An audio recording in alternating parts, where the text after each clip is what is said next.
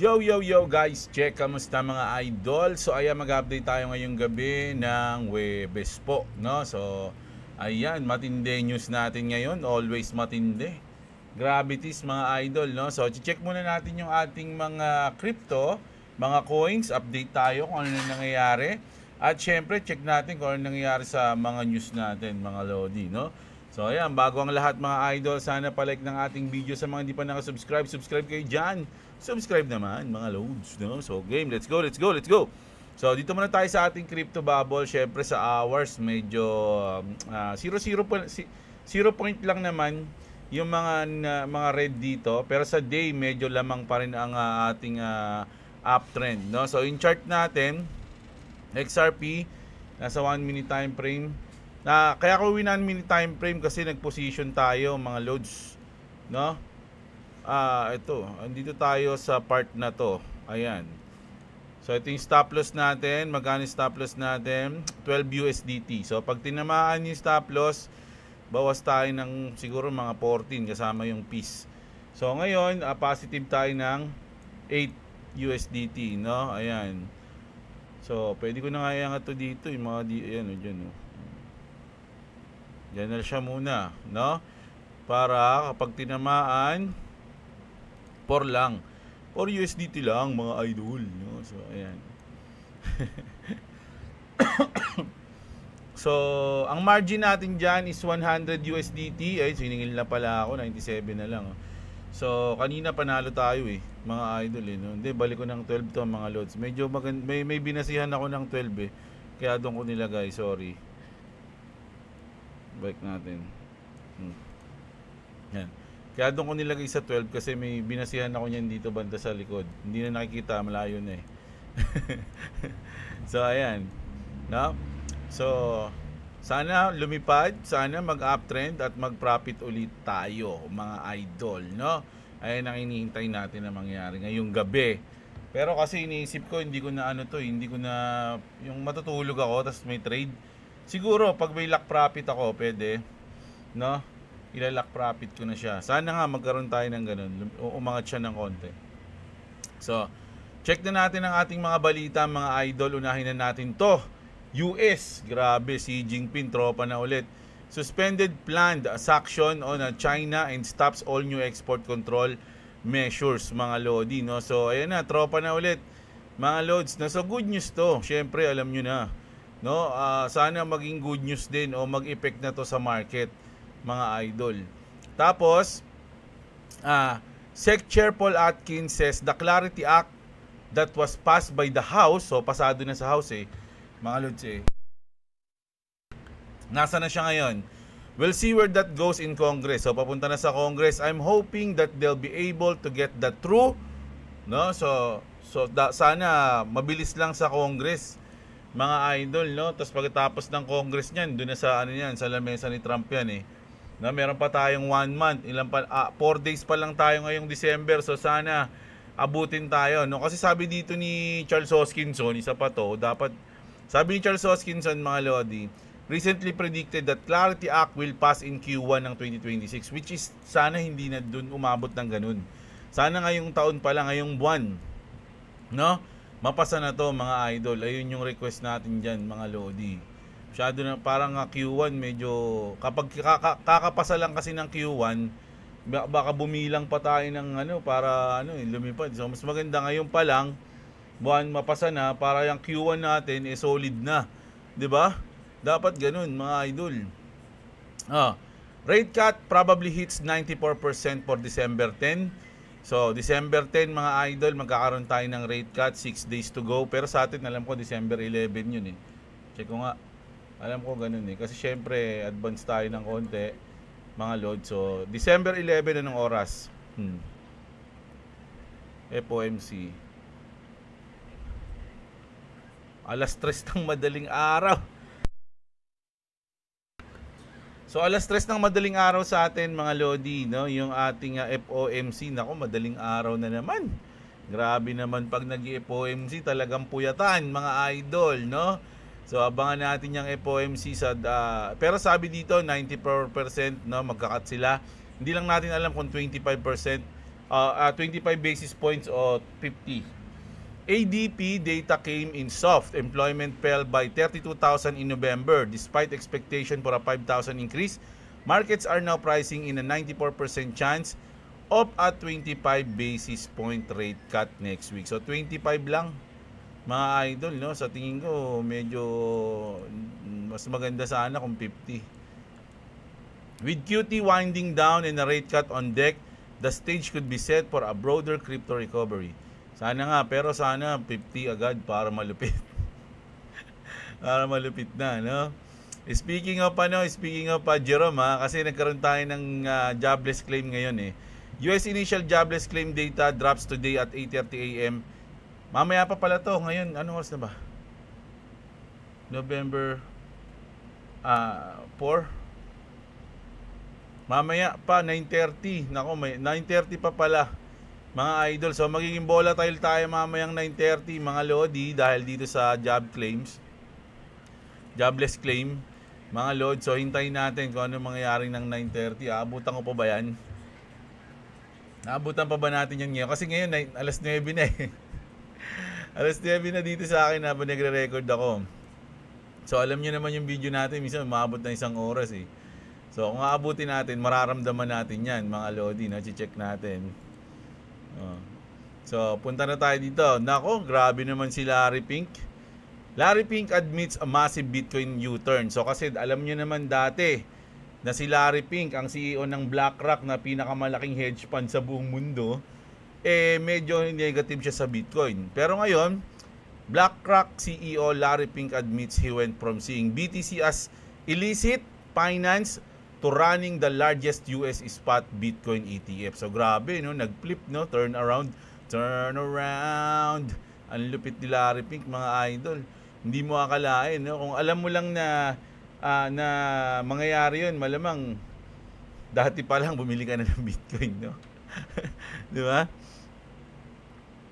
Sabi dito, everyone eventually becomes a Bitcoiner. Some just take longer than others. Kaya nga sabi nila, deserve mo yung presyo ng Bitcoin kung saan mo siya pinaniwalaan o kung saan mo siya binili. Deserve mo yun kasi mas deserve ng mga mas naunang naniwala kasi sila nilabanan nila yung yung talagang sinasabi na scam yung Bitcoin, kumbaga, pero nagtiwala pa rin sila. So deserve nila yung presyo ngayon ng BTC. Ikaw na nahuli, ikaw na nag-doubt, deserve mo yung Bitcoin, yung presyo ng Bitcoin ngayon, yung sinasabi nila. Di ba? Nako, dito tayo sa Russia ngayon. Sana ganito rin Pilipinas, no? Ina-adapt na. Russia calls BTC mining an underrated export. Oreskin says crypto should be added to national accounts as firms USBTs use. Ulit natin. Oreskin says crypto should be added to national accounts as firm use BTC imports and FX. Russia now holds 16% of a global hash rate mining, 35k BTC in a year. This year pala, mga idol, no? So alam naman natin na maraming bansa ay nagmamine ng Bitcoin, no? At ang sa Russia is 35k this year ata yung na-mine nila. So sa akin, no, sana ganoon din sa atin, no? Maraming kasi not for long, ay kumbaga mali. Ano English nun? Hindi magtatagal, okay? Hindi na magtatagal lahat ng ating kumbaga maraming bansa na yung mag-a-adapt ng Bitcoin, ng crypto. At siguro marami ding magtatayo ng mga mining, no? Kasi alam niyo naman yung Bitcoin, minamine yan, hindi yan basta na lang piniprint o kung basta na lang na merong lumalabas, di ba? So minamine yan. So ang alam ko, China yung pinakamaraming miners ng Bitcoin, then sunod yung US. No, tignan natin kung marami pang bansa yung mag-a-adapt o magtatayo ng mga magmamine, no, sa Bitcoin, mga lodi. So, and then nako, ito, strategy is not going to sell its Bitcoin. Ayan, kung nyo kasing chinichismis, marami kasi nagchichismis na magbebenta yung MicroStrategy o yung strategy ng Bitcoin nila. Wala daw yun, hindi daw yung totoo. Sabi dito ni Bitwise CIO Matt Hogan says there is no mechanism that would force a strategy to sell its Bitcoin despite market's concern. So kahit na bumagsak yung crypto o bumagsak yung Bitcoin, Alam nyo kasi ganito yan eh. Actually, wala pa naman talaga nakakaalam. Kasi nagsimula yung MicroStrategy o si Michael Saylor is actually bull run nung third cycle 2021. Doon sila nagumpisa bumili, no? Tapos nagkaroon ng syempre maliit pa lang yung kumbaga siguro yung mga investor nila noon, dumami na lang kasi ng dumami. Pero nang bumagsak yung Bitcoin noon, talagang doon bumili sila ng bumili. Ngayon di natin kasi alam mga lodi, kasi mararanasan, kung sakali man maranasan yung bear market, doon natin malalaman kung ano yung magiging strategy ng MicroStrategy sa bear market. Pag bumaba talaga, sabi mo bumaba yung Bitcoin ng 70 to 6, sabi na 60 na lang, 60%. Yung mga investor nun, di ba? Kumbaga, titignan natin kung ano mangyayari. Sa tingin ko, first time mga lods. Although naranasan nila yung bear market nung third cycle, pero dun kasi parang nag-uumpisa pa lang sila nun mga lods. So, mas naging pabor pa sa kanila yung kasi mura yung Bitcoin. Nakabili sila ng mga murang Bitcoin.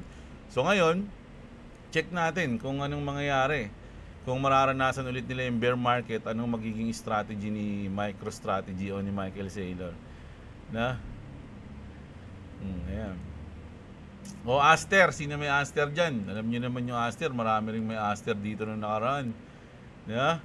Sabi dito mga idol, Aster has unveiled its 2026 H1 roadmap featuring the Aster chain, L1 launch, and the upcoming staking. So magkakaroon na ng staking sa Aster. Hindi natin alam kung saan to.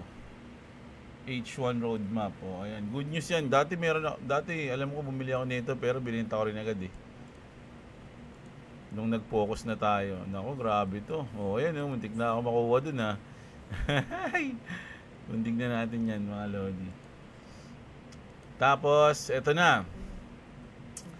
Nothing to see here, sabi dito ni Vincent Banco. Just the usual BTC whales dumping XRP to buy back BTC.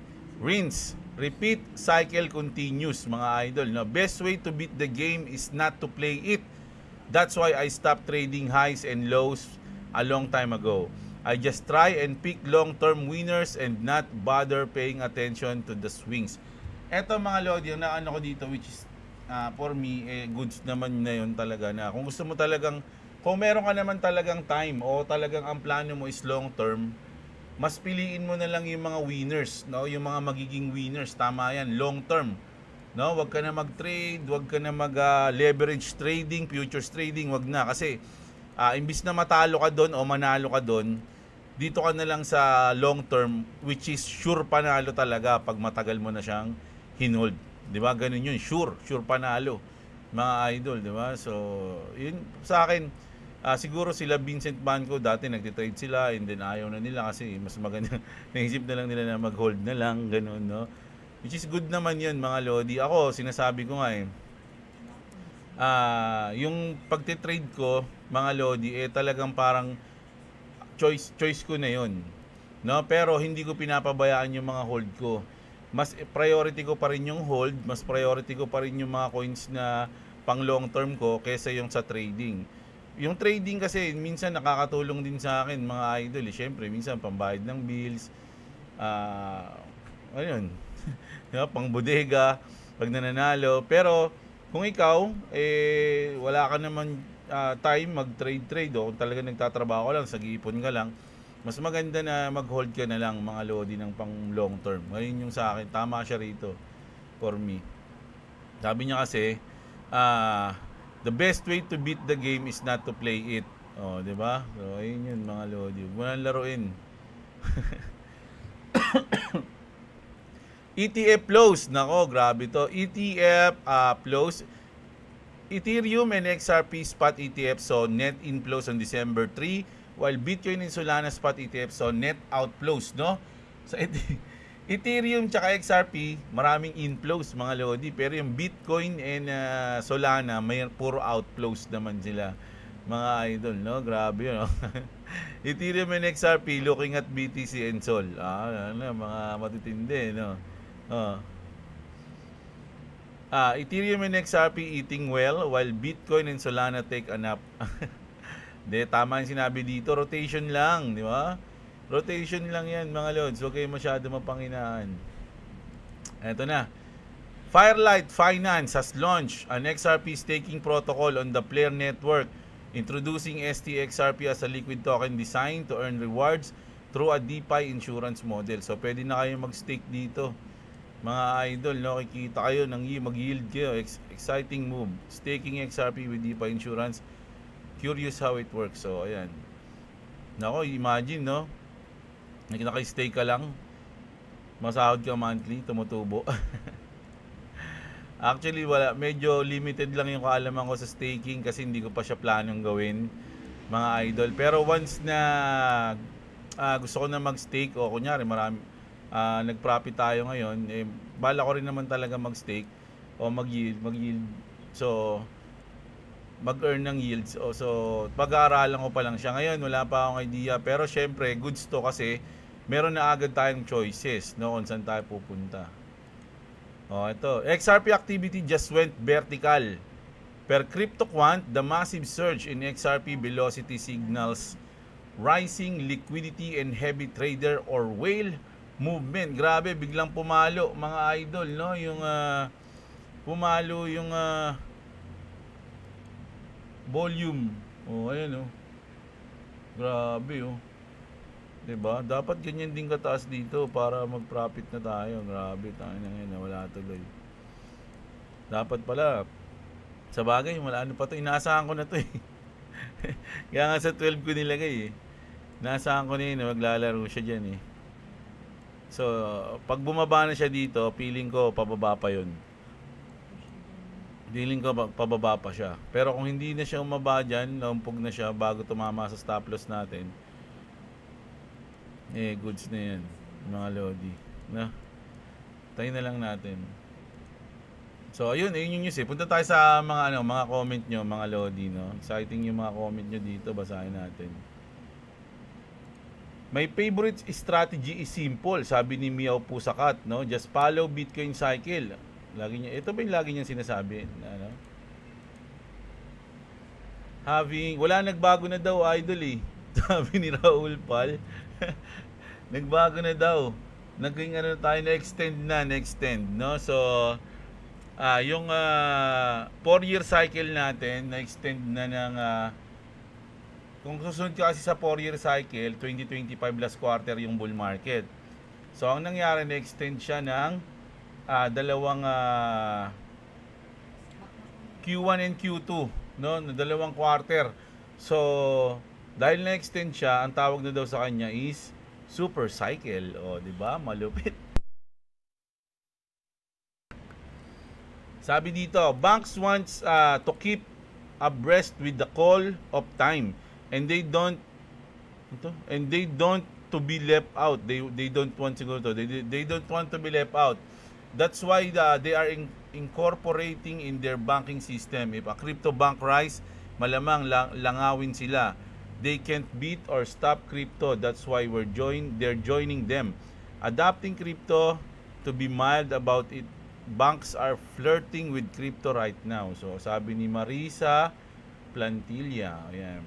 This is the second time a crypto blogger said XRP will lead the rally. Sabi, sino pa yung isa? Sa akin lang naman yun, idol. No? Hindi ko sinasabi mangyayari yun. DJ Kuyali, buti sa kanila, salute. Sa atin, salute. Sa Pinas daw, salute. Malas Si Yuki Moto, mas madali nga pag sa blockchain nila dinaan niyang perang galing sa flood control eh. Akala ata nila walang Pinoy na maalam sa crypto, sabi ni Yuki Moto, no? Oo nga, no? Dapat recorded yun, blockchain niya eh. Sinabi na nila yun, in-explain na yun sa di ba? Yung mga nagpapasa ng batas ngayon, di ba, pinaliwanag nga, what is blockchain? Di ba, may mga ganun pa nga eh, pinaliwanag eh. So, actually, hindi natin sure, no? Pero ang alam ko ganun. Ang alam ko talaga, recorded yun, no? Transparent nga eh, pagdating dun eh. So, kung gumawa man sila ng transaction, dapat naka-record. Jim Cramer, malapit na ma-stroke yan. Grabe naman. Si RC Man. TN United, XRP lang malakas sa 2026 pa, shoutout. kay Judith Idol. Judith, ano ba yan? Yung due date ng ating mga bills, si Judith. Shoutout sa'yo. Freeman, isa lang ayoko sa XRP, yung dami ng coin supply, saka yung malaking portion ng supply na nasa isang tao lang. Sige, Idol. Hindi, may hahaba tayo pag pinaliwanag ko. Ilang beses ko rin sinabi. Ayan. The concept of Bitcoin first emerged in 2008 during an ongoing financial crisis. It aims to address perceived issues of trust and stability in traditional economic system by eliminating the need for corporate banks and centralized financial institution. Kabaliktaran na nga, o 'di ba? Kasi ayun yung parang sa tingin ko yung purpose ng Bitcoin eh. Diba? So ngayon, parang nagjo-join force na sila sa dapat hindi nila kasama. Pero parang may sense naman yung sinabi dito ni Marisa, no? Kasi syempre yung mga bangko, putik, alam nila na matatalo tayo dito. 'Di ba? If you can't beat them, join them. So ganun yung mangyayari, sila ngayon yung mag-a-adjust. 'Di ba? Ayun yung sa tingin natin, no? Sabi naman ni Skylab, from jumping lason to naglason. No nga, mahal pa naman ang bili ko dun sa jumping lason na yun. Ngayon, wala na. Magbebenta nga tong si Sailor kabaliktaran talaga kabaliktaran talaga sinasabi nitong Jim Cramer. Sana first quarter pumaldo na tayong lahat. Sana nga, idol, lahat naman Pero syempre, kasi kung sa akin lang sa akin to mga Lodi, ano ko to, kumbaga strategy ko. Bakit ba tayo nag-crypto, 'di ba, para mag-profit? Which is alam natin na mas long term mong hawak yung asset mo, mas may chance ka mag-profit ng malaki, 'di ba? So may mga cycle tayong tinatawag. So ngayon parang na-delay daw yung cycle. So syempre tayo mag-a-adjust ngayon. Sa akin mga idol, sa totoo lang, syempre kung hindi ko naman kumbaga okay lang naman kung medyo maghintay pa tayo ng ilang taon kung talagang ganun yung dapat 'di ba? Kasi andito na tayo, alam natin yung nangyayari 'di ba? So mas maganda na mag-hold lang tayo hanggang lumipad kaysa magmadali tayo, 'di ba? Parang ganun. Kung hindi mo pa naman kailangan ano bang plano mo sa buhay, 'di ba? Kung long term naman talaga.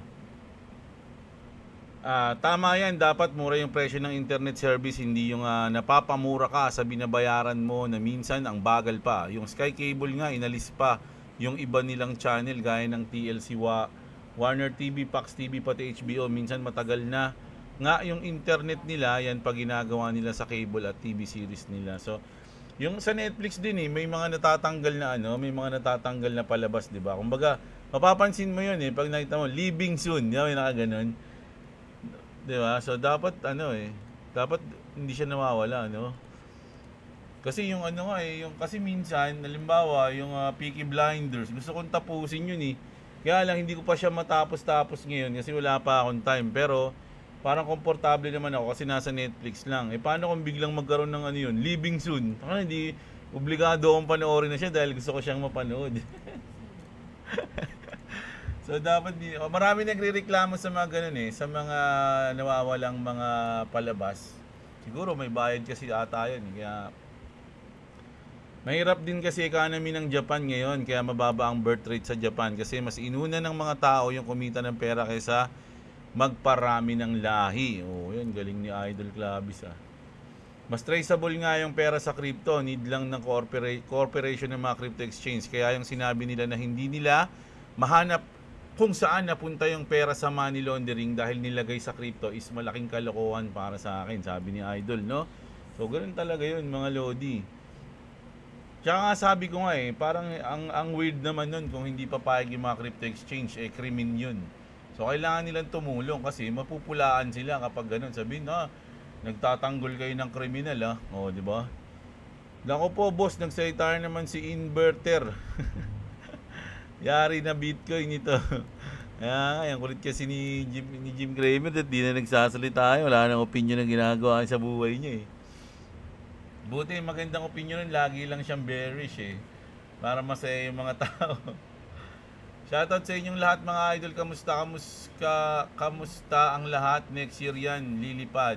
Magtambak pa ako, sabi ni Albert. Ayun Meow, si Idol malamang reaction ng mukha ni Michael Saylor kay Pippen. Ganun din reaction kay Jim Cramer. Oo nga, no?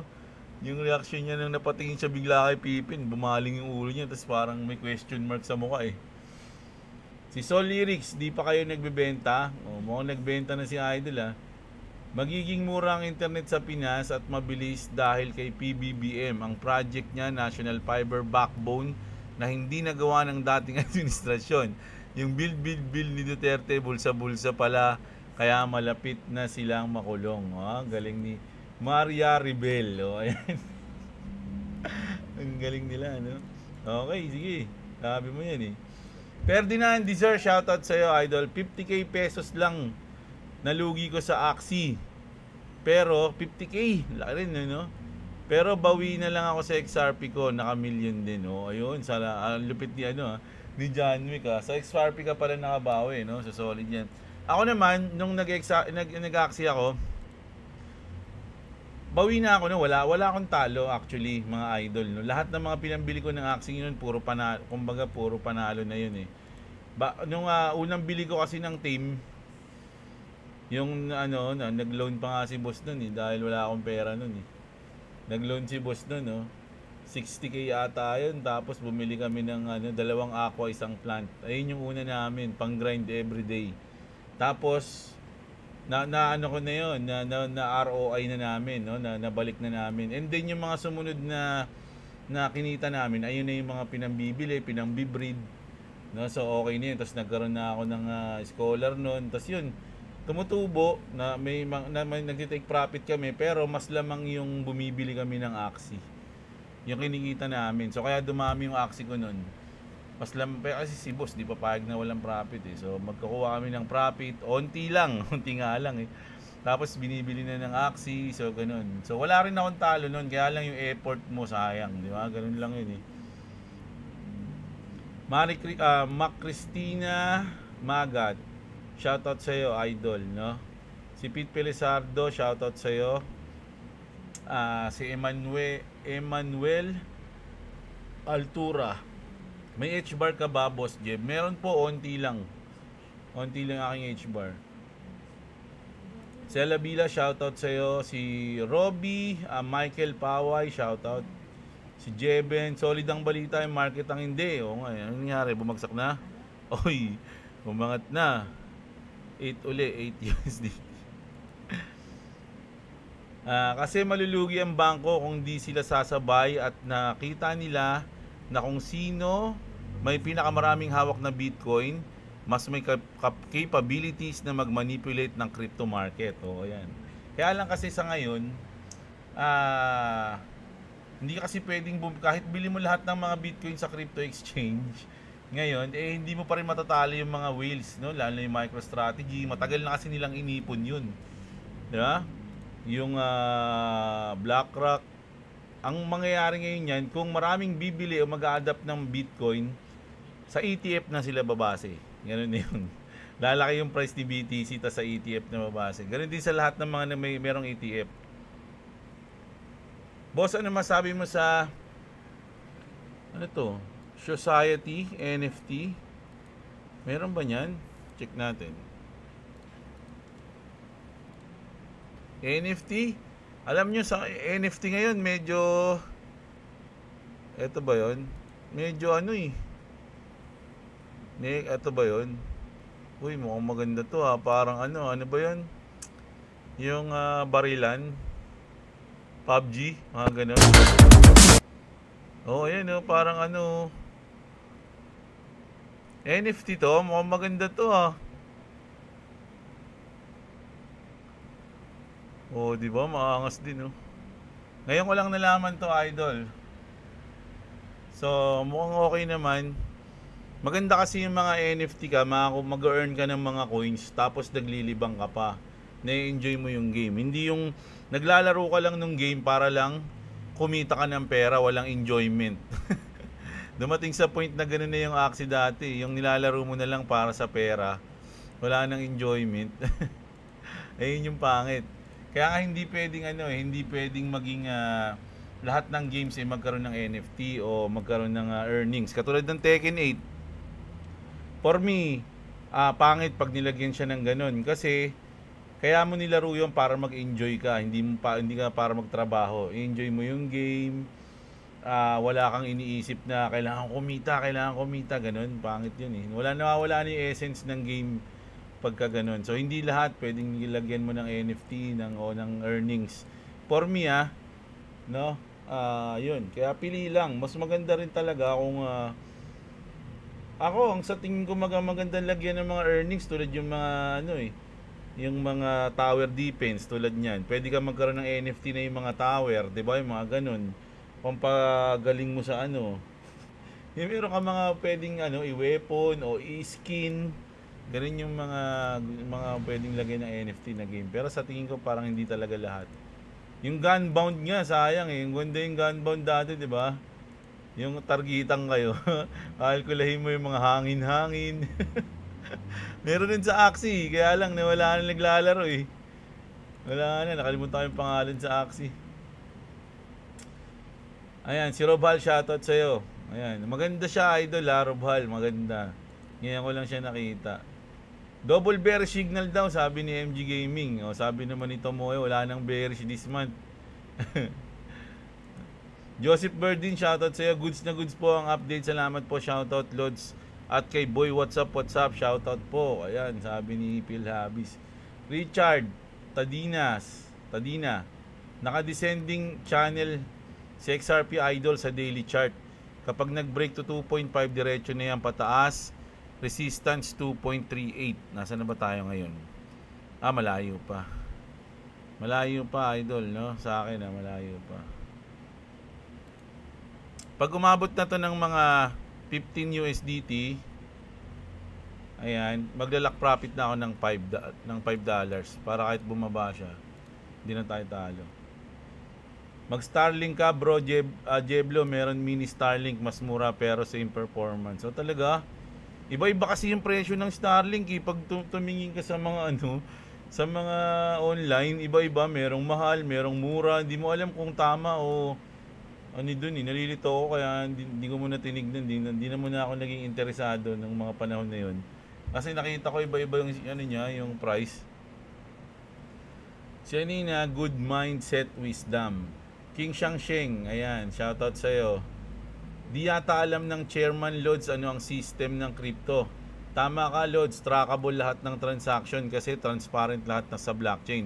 Buti pa si Bam Aquino, inaaral na yata yung blockchain kasi alam niya na transparent. Ayan, transparent po talaga yan. No? Si Art and Craft, shoutout sa'yo. Hello Idol, always ako nakikinig sa mga upload mo about trending news sa crypto news. Pero suggest ko lang, baka pwede na kung alanganin ka maka-upload ng 2x a day, yung panggabi ang wag mong i-skip. Paano kung gabi ako aalis? Usually gabi ako maalis eh.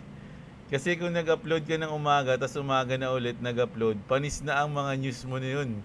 Baka pwede lang. Sige, try natin, Idol. Pero syempre, ang lakad ko lagi gabi. Paano yun? Ganun din yun.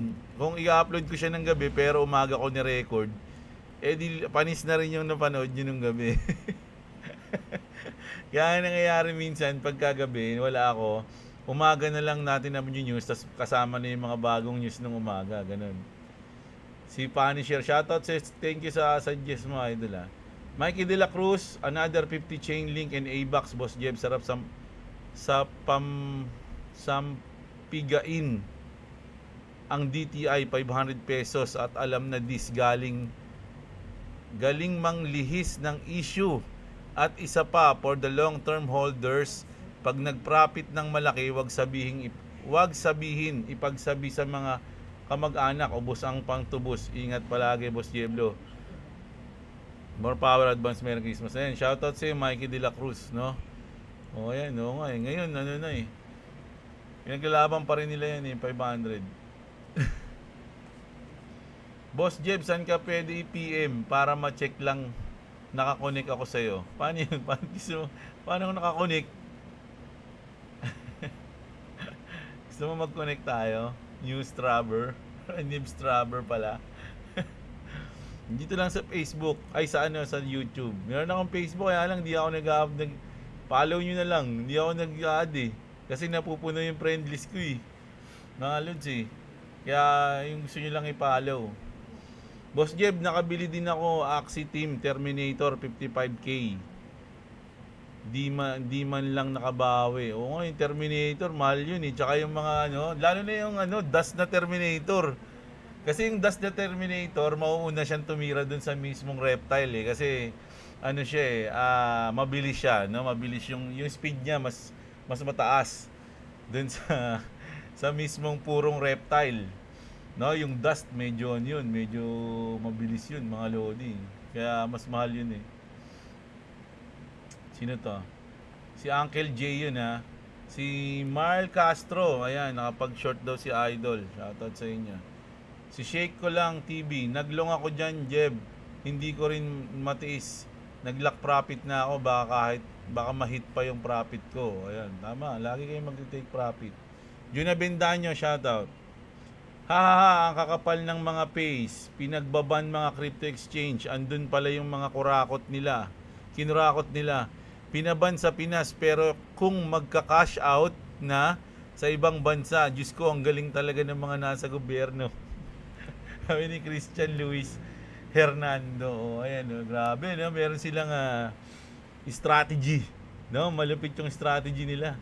Ox naman ICI, tapos i-appoint si Trillanes. Mag-iiyakan talaga. But ano ba yung si Trillanes? Hindi, tatanong ko lang muna. Nakalimutan ko na kasi. Di ba hindi na siya senador? Tapos tumakbo siyang mayor dito sa amin eh. Tapos natalo siya. So wala siyang posisyon ngayon, no? Pwede. Wala pala siyang ginagawa eh. Appoint na siya. Total, wala namang yung IC. Wala akong kwenta yan eh. Idol, anti-government ka ba? Sabi dito, ambitious coin. Kasi galit ka sa mga Marcos, tapos goods ka sa mga... Hindi. Alam nyo mga idol, goods ka ba ngayon? Okay ka ba ngayon sa nangyayari sa government natin? Ayun lang itatanong ko lang naman eh. 'Di ba? Kung okay ka sa nangyayari ngayon, di ang lupit nun, malupit ano ka? Matindi sikmura. Parang ganoon, no? So, okay ka lang na trillion, 100 billion yung nawawala na pera ng taong bayan. Pera niyo yun, pera natin yun eh. 'Di ba? Tapos ginagamit lang nila, tapos kinukurakot lang nila, maraming namatay sa mga bagyo. Alam niyo yung mga 100 billion, 100 trillion na yun, trillion na yun, hindi naman 100 trillion.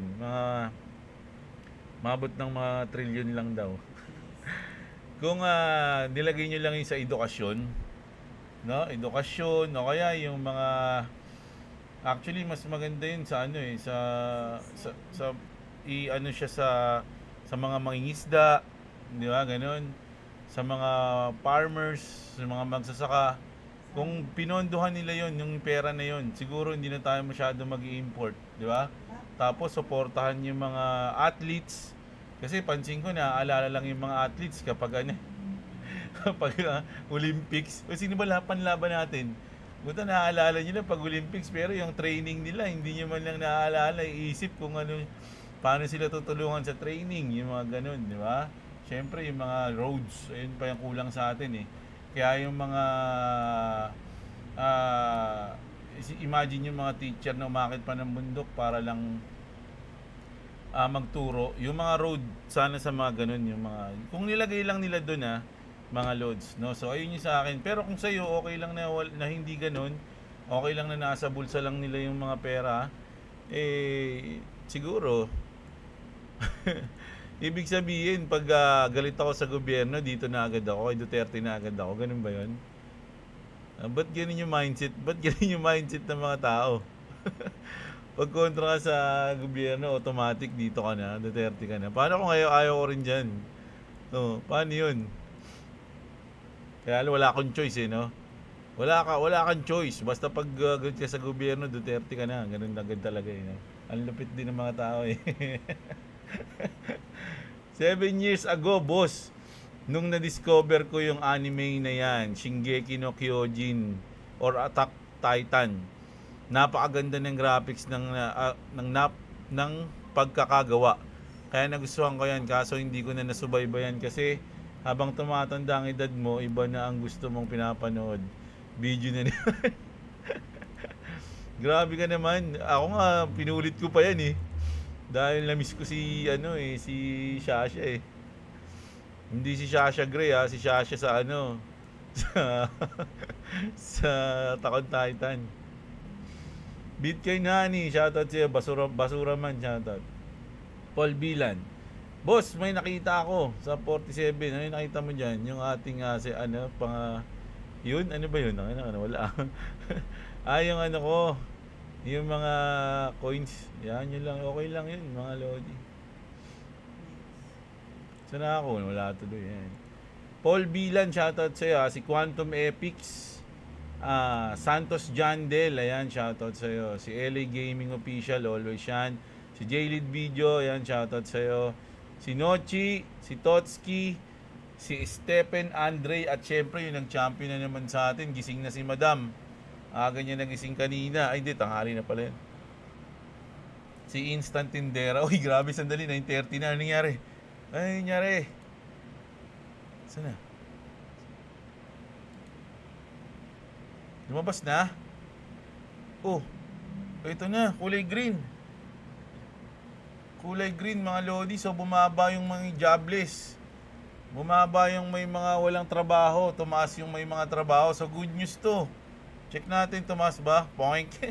Nako, mukhang magkakaroon pa tayo ng nito, wave-wave, No, parang dump and pump to, mga idol. Pwede mangyari yung dump and pump. Tiyempo pa ako sa sa unemployment claims, Ay, tama tama. Ano ba yan? Puro ako tama, lakas tama ako. Ayan, dahil lang, kinakamot ko yung likod ko, mga idol. Sorry. Kumati yung bigla Ayan na. Grabe naman yan. Na pala, 6 minutes ago. Mga idol, no, yung unemployment claim, sabi sa inyo, abutan pa natin yun eh. Pero good news yun Bakit tayo bumabagsak ngayon? Mukhang sasaliwain tayo mga idol Syempre isipin ng market maker, uy, good news, maglulong sila. So babasagin ko muna yung trip nila bago ko iangat yan. Parang ganun sasabihin ni market maker mga lods no? So negative 2 tayo, no? Negative 2. So pag negative 12, okay lang yun. Pwede naman tayo maghanap ulit ng position, mga idol, no? So ganoon naman yan Total, panalo rin naman natin kanina yan. Tingnan natin kung ano mangyayari. Pero kung titiisin ko yan, uubusin ko yung 100 USDT ko. Ang pinaka liquidation ko is nasa $2.07. Pero syempre hindi mo gagawin yun. Pinakapangit na diskarte yun, mga idol, no? Mas maganda meron kang stop loss. Lagi kang may stop loss. Ayun ang pinakamaganda dyan. Sana tayo? Ano na pala natin? Nabasa na congrats na natin si Instant Tindera. Nako, malalaman nyo ba? Hintayin ba natin? Baka tumas pa to yun na, hanggang dito na lang. Check nyo yung chart. Kapag umabot na ng 2.13, ibig sabihin tinamaan yung stop loss natin at baka nakaposisyon na ako sa oras na panood nyo to. So ayun, no? Kita-kits tayo mga idol bukas ng umaga ulit. Maraming salamat sa mga nanood. Syempre, huwag nyo kalimutang i-like ang video natin. Subscribe sa mga hindi pa nakasubscribe, sa mga wala pang crypto exchange dyan. Check nyo yung link natin sa description sa baba ng video. Malupit yan, may bonus and discounts dyan sa ating link, no? So ayun, kita-kits tayo mga idol sa mga gustong magkaroon ng pang Noche Buena ngayong December. Syempre, alam nyo na, mag-subscribe lang kayo kay Clovis Gaming at magpaparapol kami ngayon. Siya pala ngayong December, no? Hindi pa namin alam yung date, pero ngayong December, bago magpasko, magpaparapol si Boy WhatsApp ng 5 tao mananalo ng 500 Papa-Gcash niya. So ayun, kita-kits tayo. Maraming salamat sa mga nanood. Magandang araw sa inyo mga kapatid. At what's up? Subscribe to Clovis Gaming at subscribe to Jeblo. If you want to subscribe to me, it's in the description. And I have something to say. Oh, ho, ho! Merry Christmas! It's almost Christmas! yeah! What's up?